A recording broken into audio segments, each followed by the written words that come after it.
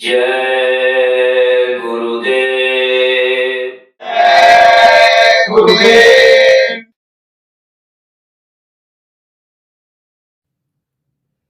जय गुरुदेव।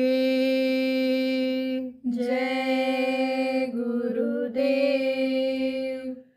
मन अब करहूँ गुरु गुण गान। मन अब करहूँ गुरु गुण गान।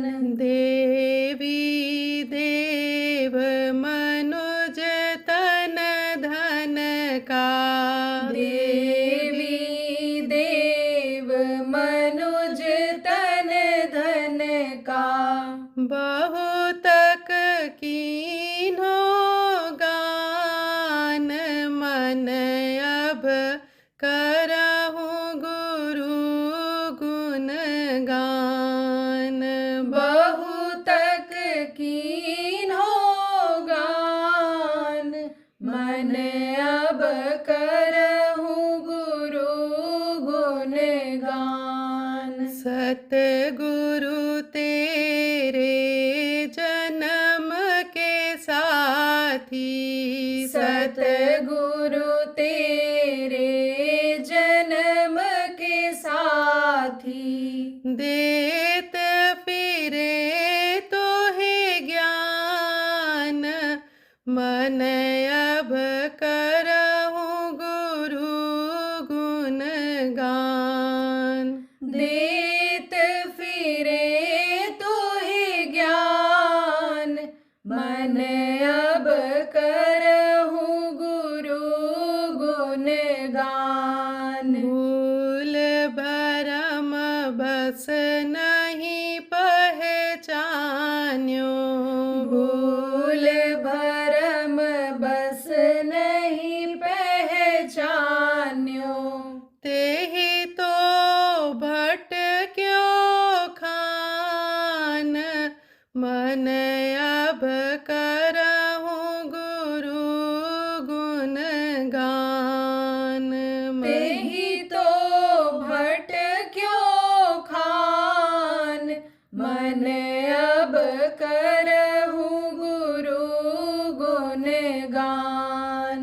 रहो सजग अब की मत चूक्यो। रहो सजग अब की मत चूक्यो। चित धर ले पहिचान। मन अब करहूँ गुरु गुण गान। चित धर ले पहिचान। मन अब करहूँ गुरु गुण गान। गुरु दर्शन गुरु तन सेवा। गुरु दर्शन गुरु तन सेवा। गुरु की आज्ञा मान। मन अब करहूँ गुरु गुण गान। गुरु की आज्ञा मान। मन अब करहूँ गुरु गुण गान। बैठो द्वार उन्हीं के नित तू। बैठो द्वार उन्हीं के नित तू। सुनहु नाम धरि ध्यान। मन अब करहूँ गुरु गुण गान। सुनहु नाम धरि ध्यान। मन अब करहूँ गुरु गुण गान। सीत प्रसादी गुरु चरणामृत। शीत प्रसादी गुरु चरणामृत लेत जो सब अभिमान मन अब करहूँ गुरु गुण गान। लेत जो सब अभिमान मन अब करहूँ गुरु गुण गान। हो जा दीनहीन चरणों में हो जा दीनहीन चरणों में उनसे प्रिय नहीं आन मन अब करहूँ गुरु गुण गान। उनसे प्रिय नहीं आन मन अब करहूँ गुरु गुण गान। लेकर दया दया सागर से लेकर दया दया सागर से चढ़ो गगन श्रुत तान मन अब करहूँ गुरु गुण गान।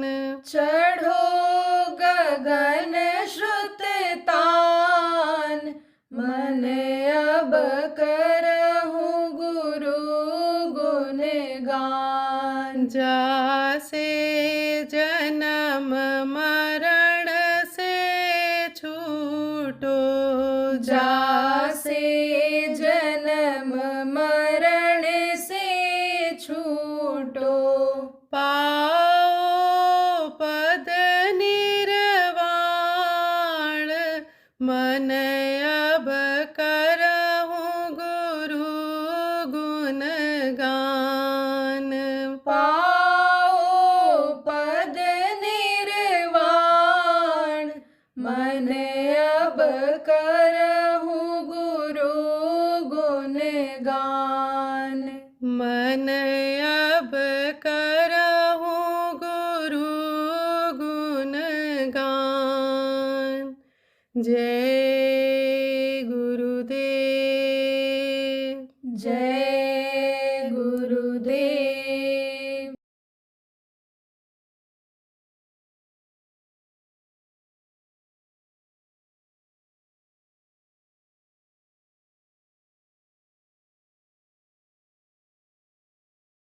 कितने गरीब लोग आए गुरु महाराज के पास और उन्होंने दया किया और गरीबी दूर हो गई। गरीबी और अमीरी है तो प्रारब्ध के साथ, लेकिन बहुत कुछ आदमी के ऊपर भी निर्भर करता है।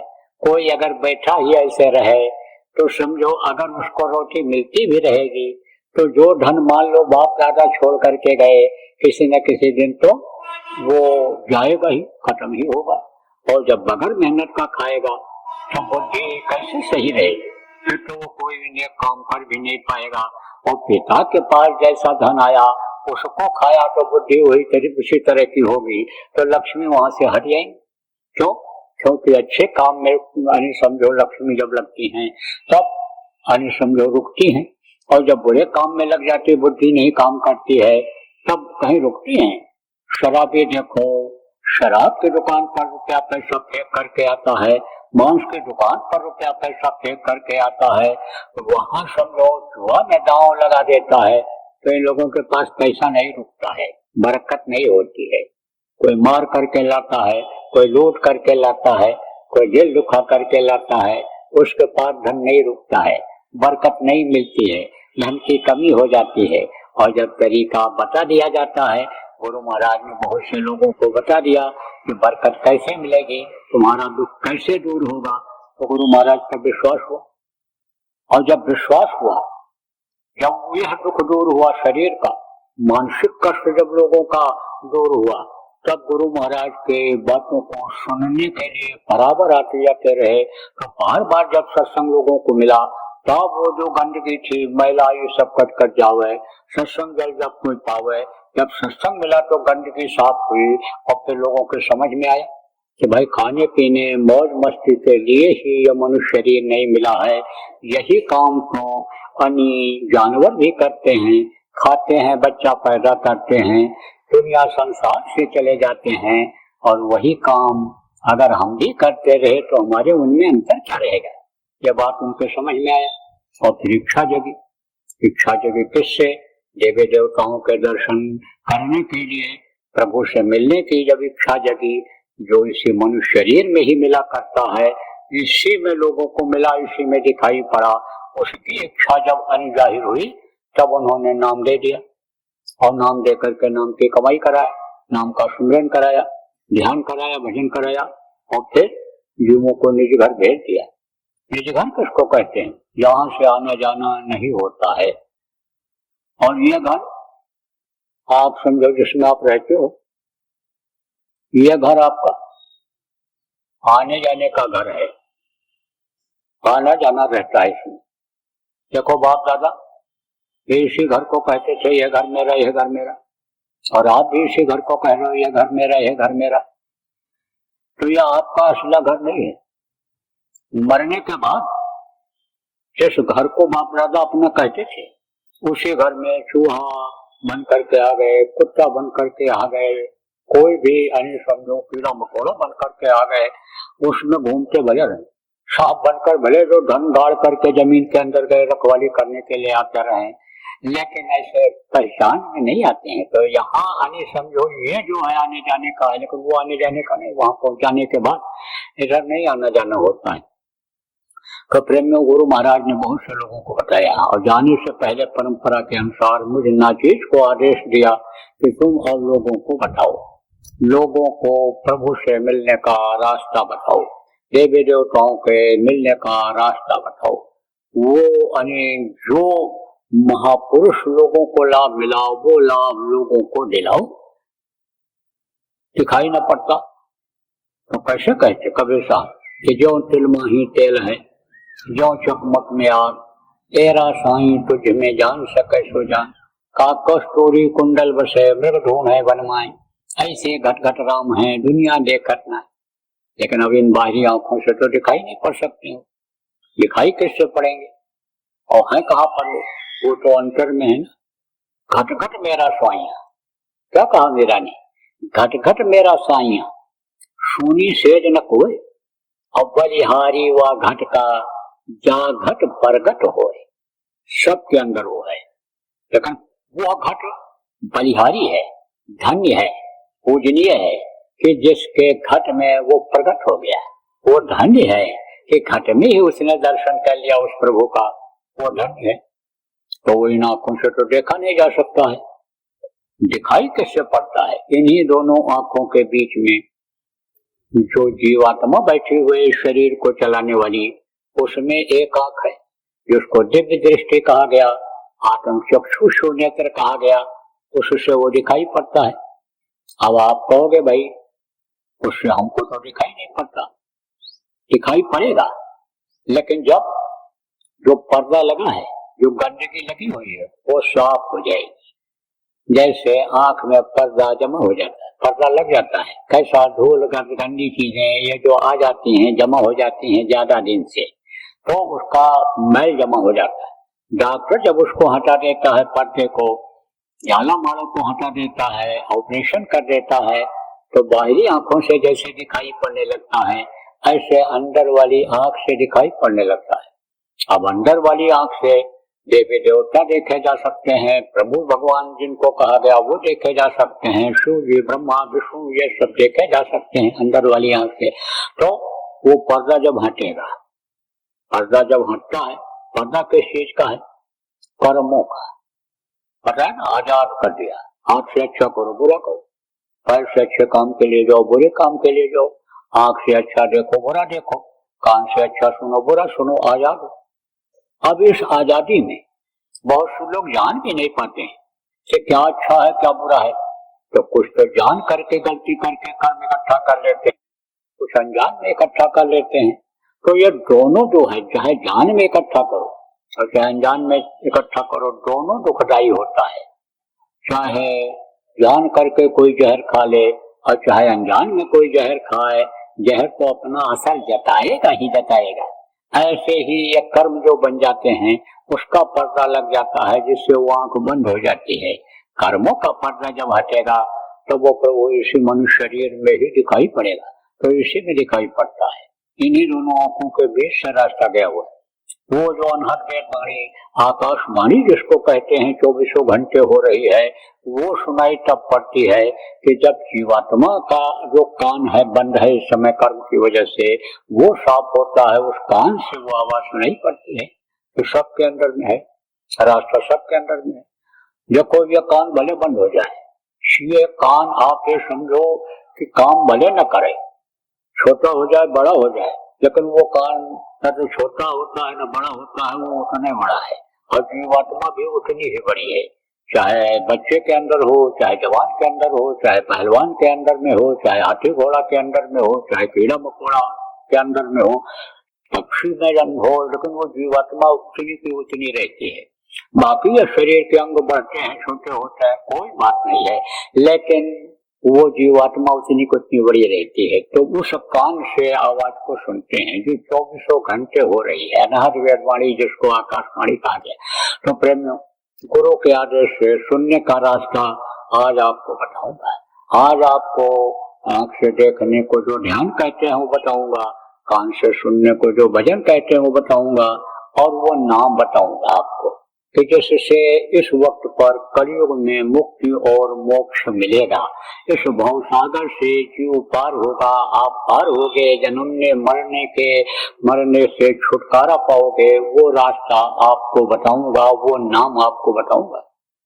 आगे कोट नाम संसार में ताते मुक्त न हो, और आदि नाम जो गुप्त जब बिल्ला समझे कोई, आदि नाम बताऊंगा।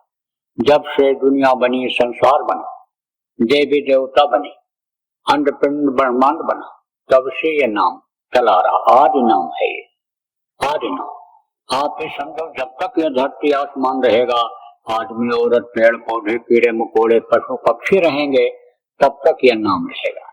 तो यह आदि नाम है। इसी नाम को गोस्वामी जी महाराज ने कहा कि कलयुग योग यज्ञ नहीं जाना, एक आधार नाम गुण गाना।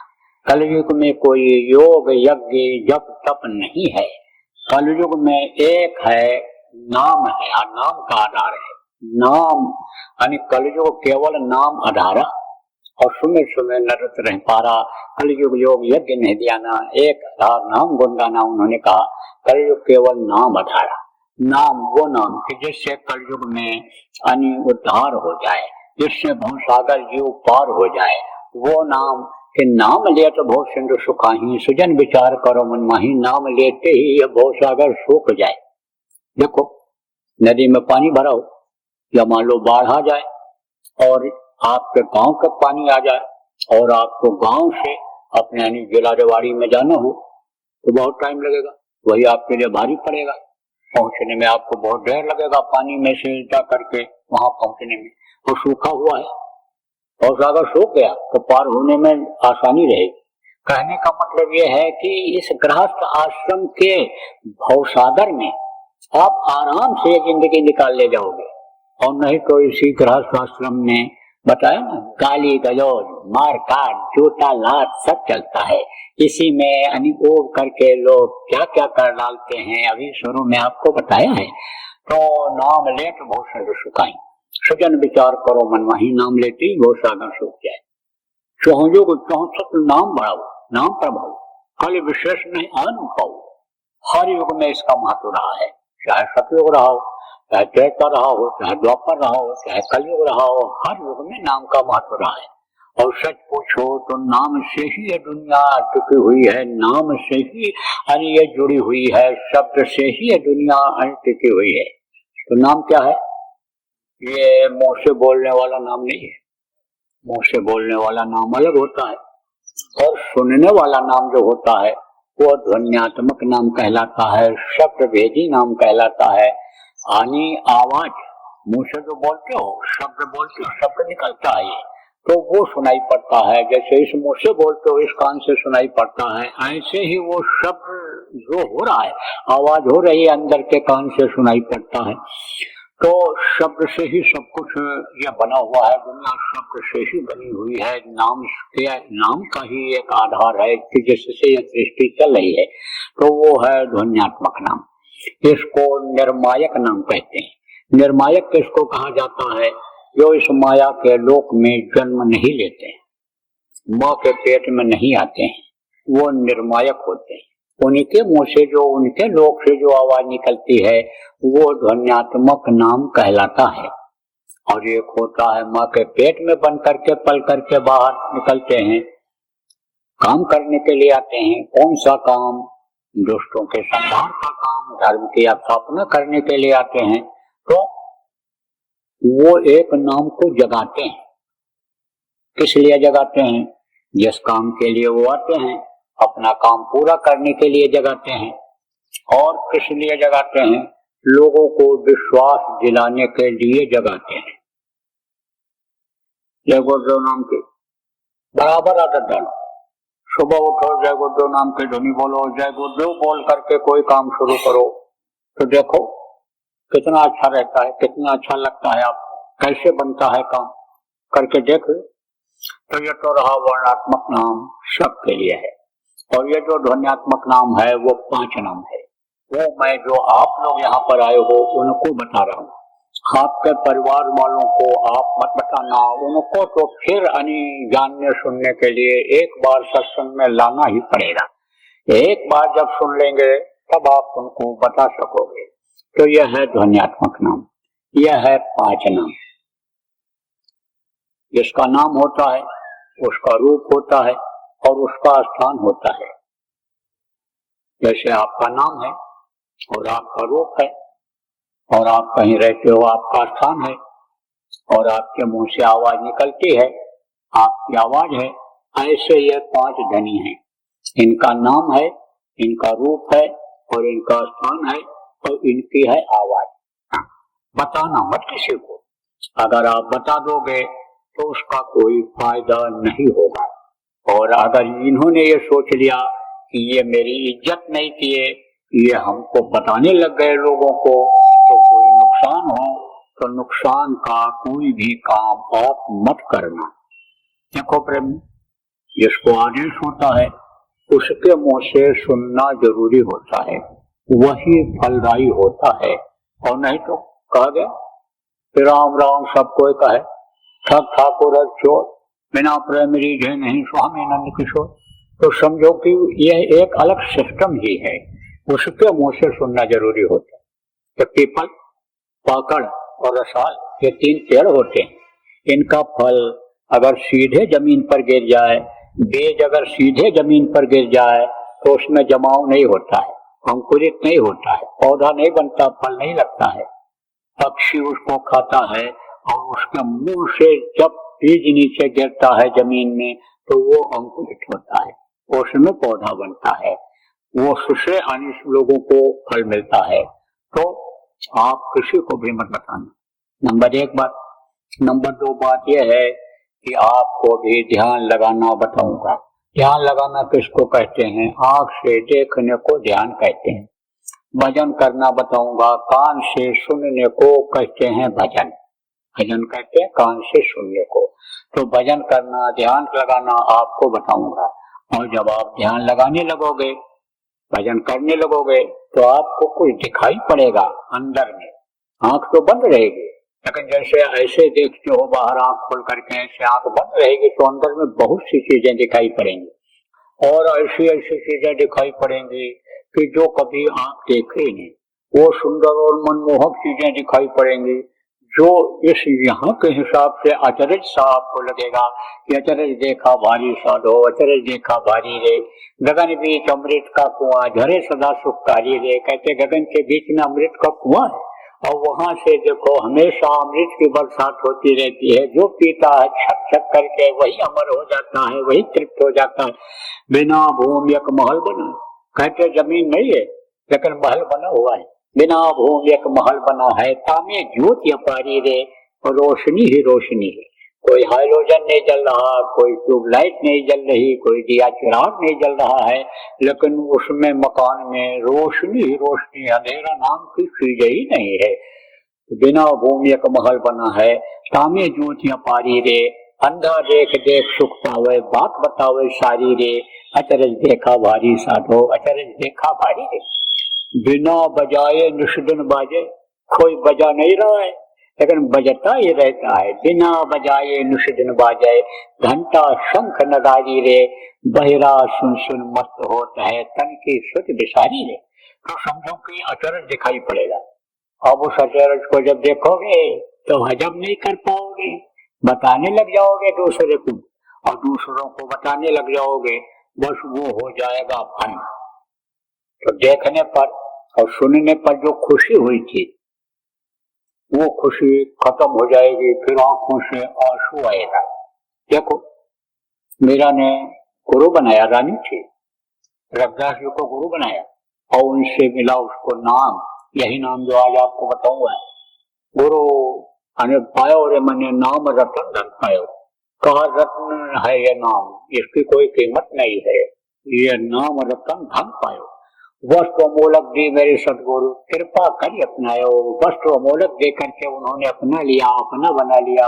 कहीं समझो कि हमारा जीवात्मा का हाथ अपने हाथ में ले लिया, जो काल के हाथ में था वो अपने हाथ में ले लिया उन्होंने। तो कहा जहां मीरा ने कि गुरु ने मुझे दीनी अजब जड़ी, जो अजब जड़ी दिया, नाम दिया, उससे मुझे क्या मिला? आप ये समझो कि अंदर में दिखाई पड़ा उसको, अंदर की लीला उसने देखा, ऊपरी लोगों की लीला को देखा। नाम को जब याद किया तो वो नाम ही उसको दिखाई पड़े मीरा को। तब देखा और सुना उसने, आई मस्ती। तो पग गुरु बांध मीरा नाचने लगी थी, नाचने लगती थी, मस्त हो जाती थी। ऊपर की तरफ ऐसे देखती रहती, वही उसी दृश्य को देखती रहती थी तो नाचने लगती थी। लेकिन जब बंद हो जाता था तब चिल्लाती थी, गली गली घूमती थी, रात दिन मुझे नींद न आवे, भावे आनंद पानी, रात दिन नींद नहीं आती है, याद सताती है उस प्रीतम की, उस घर की याद हमको सताती है। तब चीर की तरह से वो याद सालती है अंदर में, जैसे तीर सालता, ऐसा बोलती थी। तो जब बंद हो जाता है, नहीं दिखाई पड़ता है, तब मुंह से कोई बोलता भी नहीं, बोले तो और डांट पड़े। बार बार कहा गया था कि दिखाई पड़ेगा, सुनाई पड़ेगा तो बताना मत किसी को, तो तुमने गलती क्यों किया? तब मुंह से नहीं बोलते, लेकिन आंखों से ऐसे आंसू निकलता रहता है। क्यों? क्योंकि विरह सताती है।